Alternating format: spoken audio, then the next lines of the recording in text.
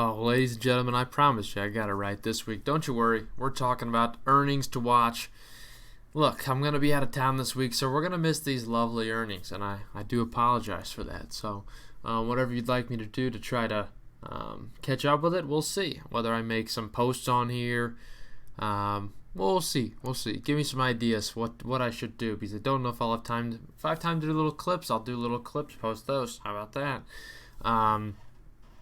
But let's rock it, see what's coming up this week. There's some good ones. There's some good ones to look at. So I have 3 stocks that we're going to focus on this week. We'll see. We'll see. So Monday before open, we're starting with the trade desk. I don't have a lot to say necessarily as far as that's concerned. Neither that nor BioNTech, Workhorse, or Barrick. Nothing crazy. Tyson is one that I certainly say is worth mentioning. It's going to be one of those that's kind of in this category of tough comparable sales. You consider last year, and you saw a minor bit of it when you looked at Beyond Meat's sales numbers, where even they saw a decrease in retail sales because of the fact that retail was booming last year, especially in the frozen segment, right? So Tyson's going to see a big tough comp to face because of the fact that everyone was buying out everything. Now, the advantage could be that they're actually able to keep things in stock this year. But again, I think that overall demand last year is going to make it a little bit tougher for Tyson to post a good quarter this year. So you got to keep that in mind. And again, this is a company that it's very consistent, so it's hard to say that it's necessarily going to get mashed if it doesn't meet consensus, because analysts, or really Wall Street, just kind of just ignores this one and lets it slide under the radar. A lot of these long-term companies that have been doing it forever, that don't grow revenue by much, they're just very consistent. They kind of slide under the radar a little bit, even if they miss, or if they beat significantly. So one thing to look at. Berkshire Hathaway, always one thing. It's massive to look at because you want to know what these positions are looking like. Obviously, Warren Buffett is not doing any of the investments anymore. It's all of his colleagues now, but still worth looking at, seeing what the company's investing in. Obviously important. Dish Network. What has Dish Network got for us? Not sure, but we'll take a look at it and see if there's some good stuff. Village Farms. Purple. You may know them from the most comfortable mattress in the world, supposedly. Who knows? I don't know. Very luxury product, though. They've got seat cushions, they've got pillows, so they're all focused on luxury product. I've heard they make a very good product, but obviously we're talking about way more expensive than myself would ever be able to purchase, so I could not let myself part with a $200 pillow when I can buy a 2-pack for $20, or frankly even $10. So yeah, that's gonna be that. I'm sorry. Is your pillow worth 10 times as much? I don't know if it is. Really, in that case, it's actually worth a lot more than that. So, we're talking about 20 times as much. Is it worth that much? Who knows? But let's see what those earnings look like. Are people spending a lot of money on that? I don't know. Viatris after them. After close, I did put AMC on here just because, it's a meme stock. Come on now. This is going to be another bad quarter. I will just warn you of that. Expected a negative 93-cent line on the EPS estimates. I don't think they'll hit that. I don't quite think they had the recovery that analysts are quite expecting yet. Because during this quarter, we still didn't have any blockbusters in theaters, really. Really a very slim amount. We weren't there yet. So I don't think they hit on the revenue line either. Of 375, which very low, by the way. Very low estimate here, but plan to pick it up next quarter. But this quarter, it's worth mentioning. It's going to be a weak quarter with a lot of losses, unfortunately, because I think now, if you look now, theaters are packing in quite a bit more. We're not quite seeing box office returns like we saw, pre-2020. But returns are getting there, right? We're seeing some decent numbers out of these companies, but they are blockbuster movies, still not posting near what they did prior. Where's a $300 million weekend at? You know what I mean? But lucky to get freaking $30 million now. But overall, they're looking more upwards than they did. How about that? I don't know. Digital Turbine after them. What the heck are you? I don't know. 3D Systems? What about 3D Systems? Not sure what to say about 3D Systems, frankly. Smile Direct. Definitely a company that is kind of disrupting an industry. Hasn't quite taken off as much as I would have expected it to at this point. Kind of takes out the traditional dentist a little bit, but it is definitely a industry buster, which is something you look for in an investment. You like to see things that'll disrupt an industry. So Smile Direct, one that certainly could be an option there, but hasn't quite seen the performance that I expected. Especially even last year, I expected even better, but what can I say? But after them, we have Chegg. Chegg's always one you look at every single quarter, worth mentioning. There's a lot of things to go with Chegg that I don't think we necessarily considered. I think overall the school experience has lessened quite a bit over the last year. We can't deny it.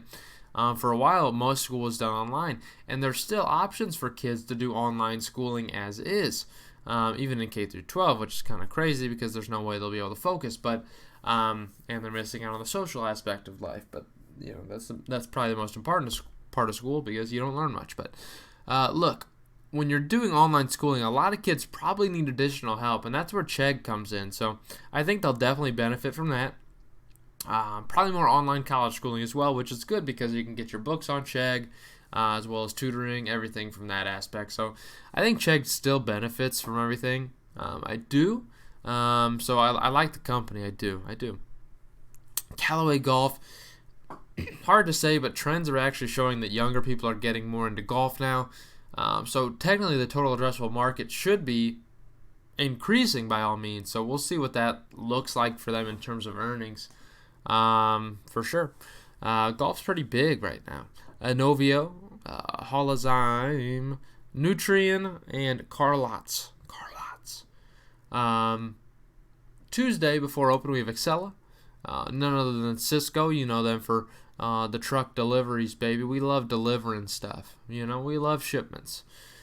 Casper, another high-quality mattress company. Higher quality. Not quite as expensive as Purple by any means, but definitely one thing that they benefit from is going to be a lot of their business is done via shipping, directly to your home. So could be beneficial for a lot of people. I don't know why anyone would ever go into a mattress store, by the way, either. I think they're all money laundering schemes. Let's just be clear with each other.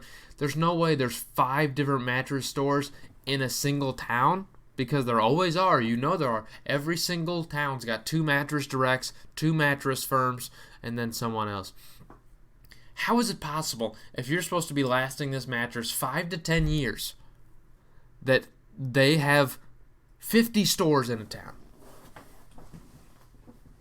If you're not telling me there's not drug money within those mattresses, maybe cocaine baked in, I don't know what's there. But there's something. People are just spending that money. It's like freaking the car wash in Breaking Bad. That's what it is. That's what these are. I mean, it's a money laundering scheme. Mattress firm's gonna go down one day. I'll just tell you that right now. At least the franchisees will. Aramark, very focused on obviously uniforms, cleaning, rugs. They do it all. Cloth treatments. Nanox,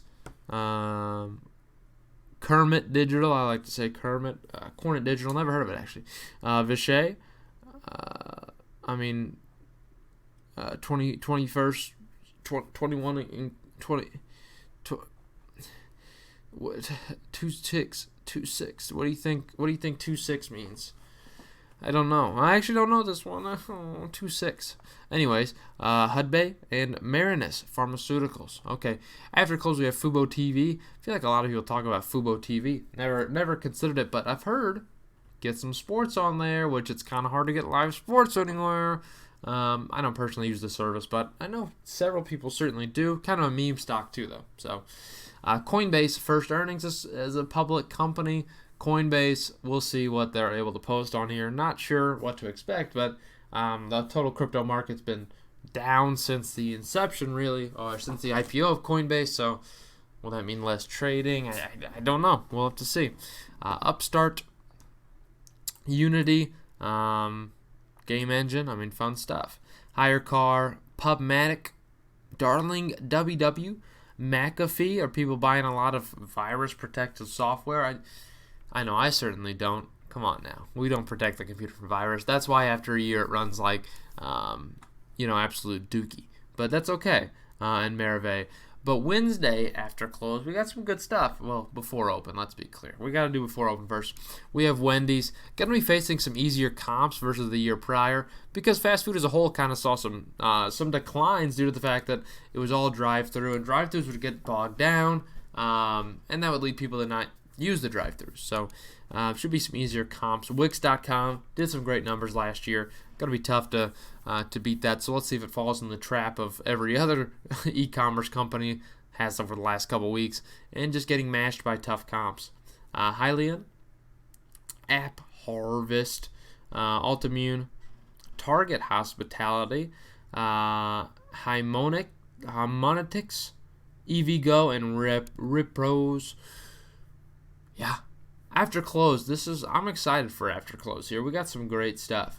First, we're talking about Neo, which first off, I swear they reported earnings like 2 months ago. Maybe I'm going crazy, but they reported at least their deliveries, so maybe I'm just going crazy here. But they're expecting an average estimate here of a negative 11 cent line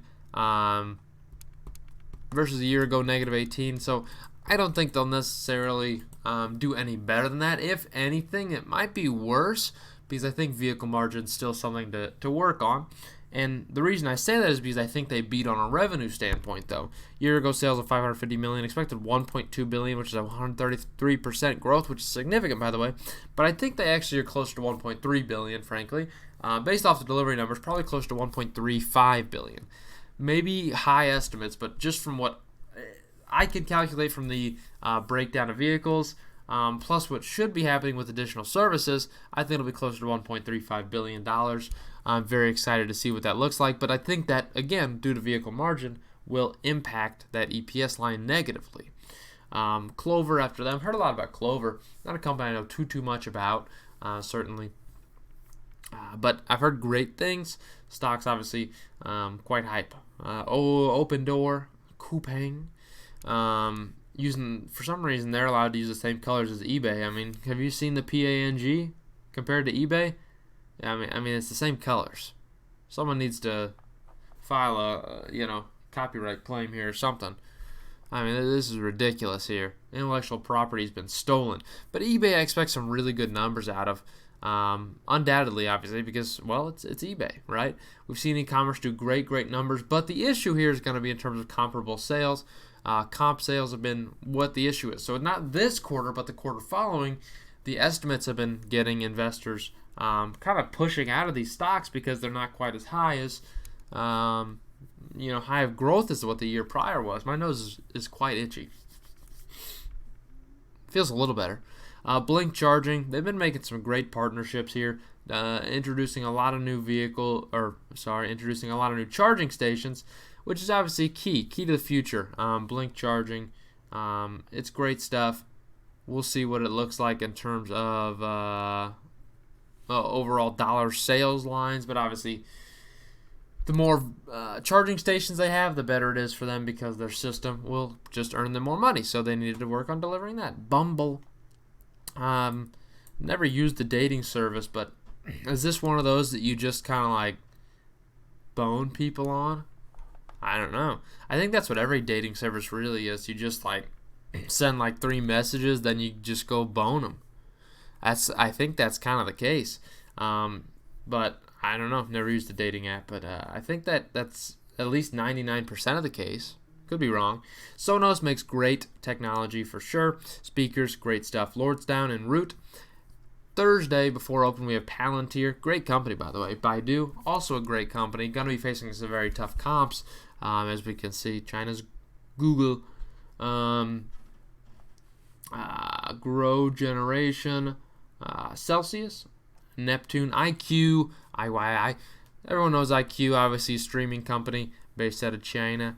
Has posted some not quite as great numbers as I would have hoped. Company I used to follow, made some money off of, got out of it very happily. Don't think I like the stock right now, though. So, just being honest. Canadian Solar, Veru, Cyberark, and the Azek Company. After close, none other than the Walt Disney. Expected EPS line of 56 cents versus 8 cents the year prior. I think that should be certainly attainable.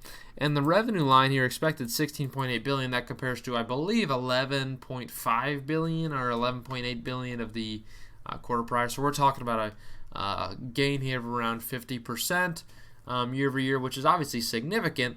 And most of that's going to be from the fact that we see Parks and Experiences absolutely dominating what it did the year prior. We're talking about, triple what it did because they weren't open this quarter last year. So expect great numbers out of that, and I expect even more. But still, regardless of what that line looks like in terms of revenue, okay, look, I think they're going to beat, by the way, on this quarter on revenue. All people care about is going to be Disney Plus subscribers at the end of the day. That's what's going to make the stock go up or down, Disney Plus subscribers. So I expect good numbers, over 110 million in my opinion, just due to the great abundance of exclusives on the platform. They're doing great stuff. Wish.com, we know Wish, okay? They bring you a garbage product that's not nearly what they advertise it to be, but you pay a lot less, and you have to wait 8 months for it to show up, but that's okay. By the time you get it, you forget you even bought it. Airbnb, a service a lot of people are using a lot more than traditional hotels for sure, because it's a better staying experience really than hotels for the most part. Rocket companies, SoFi, very high tech, great stuff. SoFi. Investments, I mean, I don't use I've never used the platform, but I've heard good things. Sundial, Tattooed Chef is an earnings I'm really looking at because it's a company I'm looking at buying potentially. The trend of these organic foods, certainly going to go there, and Tattooed Chef obviously sells them in the freezer section, which means they're going to be facing tough comps. So hopefully that means the stock goes down because I'd like to buy it at a cheaper price point, but I kind of like the company. Gevo, Luminar, and DoorDash. DoorDash should be facing incredibly tough comps. So we'll see what happens to the stock. I'm not expecting great things because I know how Wall Street's been treating these companies when they're not quite meeting their expectations for ridiculous growth that's not even possible by any human on Earth. Friday before opening of Embraer, the Lion Electric Company, Iterum, Medicina, Venus Concept, Diversey. I mean, these are some strange company names here. We can't lie to you. Superior. We have Twin Disc. I love Twin Disc, baby. Forma and Biopath Holdings. That's what I got for you this week. I hope you enjoyed. Let me know what you want to see.